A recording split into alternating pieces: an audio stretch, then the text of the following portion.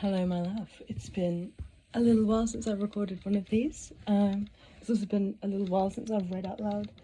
In general, I'm mid kind of work cycle, so I'm just saying all this to let you know if there's any stumbling over words, just because I'm a little bit tired and out of practice. But here we go. It's also been a while since I've actually read this book, so I'm not quite sure what's going on with the story, but I guess you know it a little bit better than me at this point. This book brought back disturbing memories of his conversation with Tigris, and Coriolanus changed the subject quickly. He's seeing the mayor's daughter now? That's how it is. I sent him over there to pick up some cash teaching piano lessons, and next thing I know, heard Daisy's calling out my name in the reaping, said Lucy Gray.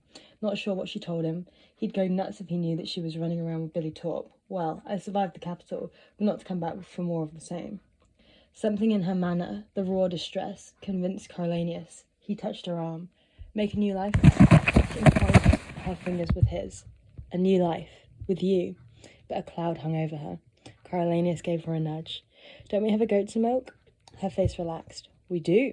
She led him back into the house, only to find Maud Ivory had taken Sejanus out to teach him to milk Seamus. He couldn't say no. He's in the doghouse for talking to the enemy, said Barbezieux. She took out a pan of chilled milk from the old refrigerator, set it on the table, and examined it. From a shelf, Clerk Carmine retrieved a glass jar with some sort of contraption on the top. A crank attached to the lid appeared to move small paddles within the jar. What are you doing there? Asked Coriolanus. A fool's errand, Barbezieux laughed, trying to get enough cream so we can make butter. Only goat's milk doesn't separate like cows. Maybe if we gave it another day, Clerk Carmine said. Well, maybe. Barbezieux returned the pan to the refrigerator. We promised Maud Ivory we'd try. She's crazy for butter. Tam Amber fashioned the churn for her birthday. Guess we'll see, said Lucy Gray. Coriolanus fiddled with the crank. So you... Theoretically, when we get enough cream, we turn the handle and the paddles churn the butter, Lucy Gray explained. Well, that's what someone told us anyway. Seems like a lot of work. Coriolanus thought of the beautiful uniform pats he'd helped himself to from the buffet on reaping day, never giving a moment's thought as to where they came from. It is, but it'll be worth it if it works. Maud Ivory doesn't sleep well since they took me away. Seems fine during the day, then wakes up screaming at night, confided Lucy Gray, trying to get some happy in her head. Barbezieux strained the fresh milk Sejanus and Maud Ivory brought in and poured into the mugs, while Lucy Gray portioned out the bread. Coriolanus had never had goat's milk, but Sejanus smacked his lips, saying it reminded him of his childhood in District 2. Did I ever go to District 2? Maud Ivory asked. No, baby, that's out west. The covey stays more east, Barbezieux told her. Sometimes we went north, said Tam Amber, and Coriolanus realised it was the first time he'd heard him speak. To what district? Asked Coriolanus. No district really, said Barbezieux. Up where the capital don't really care about. Coriolanus felt embarrassed for them. No such place existed, at least not anymore. The capital controlled the known world. For a moment, he imagined a group of people in wild animal furs scraping out an existence in a cave somewhere. He supposed such a thing could happen, but that life would be a big step down from even the districts. Barely human. Probably rounded up like we were, said Clerk Carmine. Barbezieux gave him a sad smile. Doubt we'll ever know. Is there any more? I'm still hungry. Maud Ivory complained, but the bread was gone. Eat a handful of your nuts, said Barbezieux. They'll feed us at the wedding. To Coriolanus's dismay, it turned out that the covey had a job that afternoon, playing for a wedding in town. He had hoped to get Lucy Gray off alone again for a more in-depth conversation about Billy Torp, her history with him, and exactly why he might be drawing a map of the base in the dirt. But it would all have to wait, since the covey began to prepare for their gig as soon as the dishes were washed. Sorry to run you off so soon, but this is how we earn our bread. Lucy Gray saw Coriolanus and Sejanus out the door. The butcher's daughter's getting hitched, and we may need to make a good impression. People with money hire us to be there. People with money to hire us will be there. You can wait and walk us over, I guess, but that might... Start people gossiping, he finished for her, glad she had been the first to suggest it. Probably best if we keep it between us. When can I see you again? Any time you like, she said. I have a feeling your schedule's a little bit more demanding than mine. Do you play at the Hob next Saturday, he asked. If they let us, after the trouble last night. They agreed he would come as early as he could to share a few precious minutes with her before the show. There's a shed we use just behind the hob. You can meet us there. If there's no show, just come to the house. Coriolanus waited until him and Sejanus reached the deserted back street near the base before he broached the subject of Billy Torp. So what did you two have to talk about? Nothing really, said Sejanus uncomfortably. Just some local gossip. And that required a map of the base? Asked Coriolanus. Sejanus pulled up short. You never miss a beat, do you? I remember that from school. Watching you watch other people, pretending you weren't, and choosing the moment you weighed in so carefully. I'm weighing in now, Sejanus. Why were you deep in discussion with him over a map of the base? What is he, a rebel sympathizer? Sejanus averted his gaze, so Coriolanus continued. What possible interest can he have in a capital base?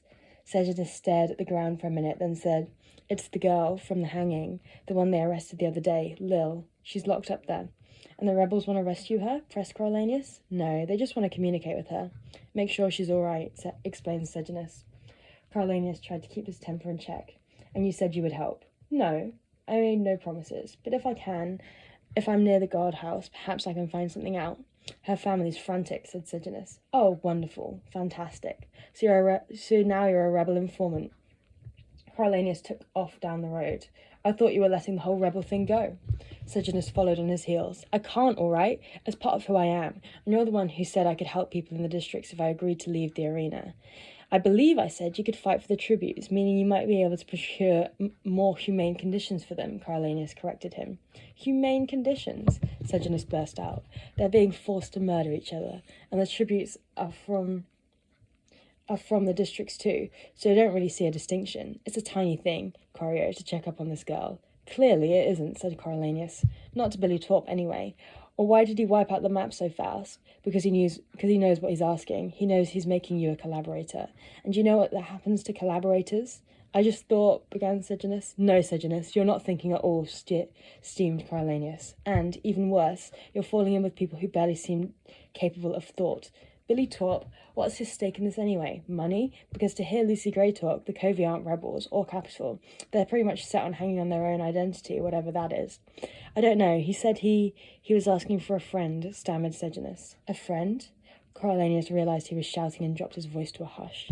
A friend of old Arlo, who set explosions in the mines. That was a piece of brilliant plotting. What possible result could he have been hoping for? They have no resources, nothing at all that would allow them to re-engage in a war.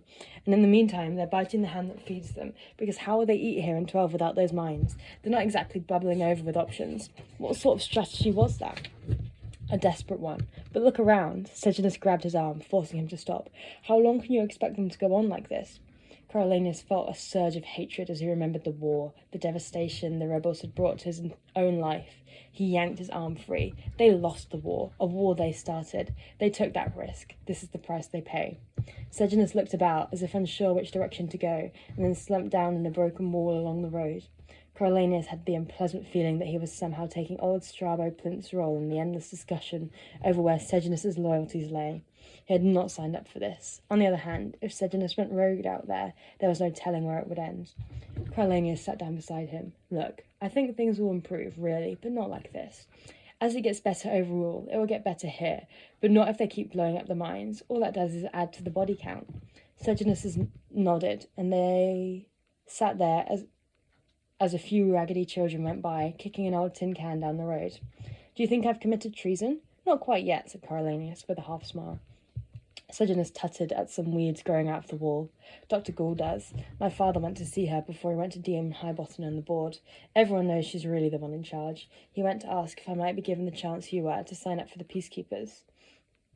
I thought that would be automatic, said Coriolanus, if you were expelled like me.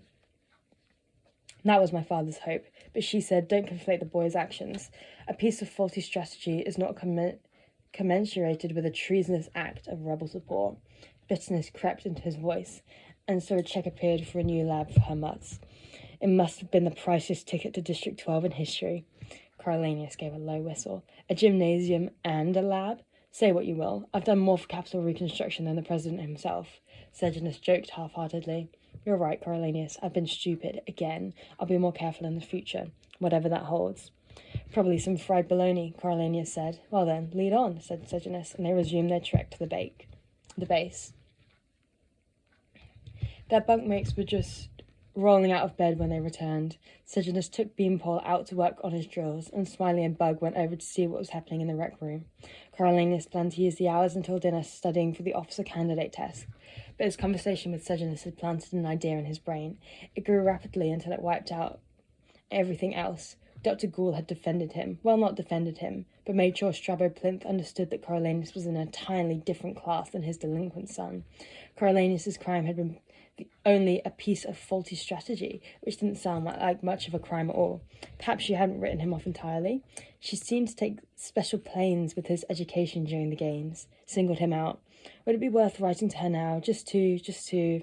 Well, he didn't know what he hoped to achieve, but who knew, up the road, where he might be an officer of some consequence, if their paths might not cross again. It couldn't hurt to write her. He'd already been stripped of everything of value. The worst she could do was ignore him. Coriolanus chewed on his pen as he tried to compose his thoughts. Should he start with an apology? Why? She would know he wasn't sorry for trying to win, only for being caught. Better to bypass the apology entirely. He could tell her of his life here on the base, but that seemed too mundane. The conversations had been, if nothing else, elevated. An ongoing lesson, exclusively for his benefit. And then it struck him. The thing to do was to continue the lesson. Where had they left off? His one-pager on chaos control and... Oh, what was the third one? He always had trouble remembering. Oh yes, contract. The one it took the might of the capital to enforce, and so he began. Dear Dr. Gall, so much has occurred since our last conversation, but every day I am informed by it. District 12 provides an excellent stage upon which to watch the battle between chaos and control play out, and, as a peacekeeper, I have a front row seat. He went on to discuss the things he'd been privy to since his arrival, the palpable tension between the citizens and the capital forces, how it threatened to spill over into violence at the hanging, how it overflowed into the brawl at the Hob. It reminds me of my stint in the arena. There's one thing to speak of humans' essential nature theoretically, another to consider it when it fist smashes into your mouth. Only this time I felt more prepared. I'm not convinced that we are all as inherently violent as you say, but it takes very little to bring the beast to the surface, at least under the cover of darkness. I wonder how many of those miners would have thrown a punch if the capital could have seen their faces. In the midday sun of the hanging, they grumbled but didn't dare to fight. Well, it's something to think over while my lip heals. He added that he did not expect she would reply, but wished her well. 2 pages, short and sweet, not overly demanding of attention, not asking for anything, not apologising. He folded the letter crisply, sealed the envelope, and addressed it to her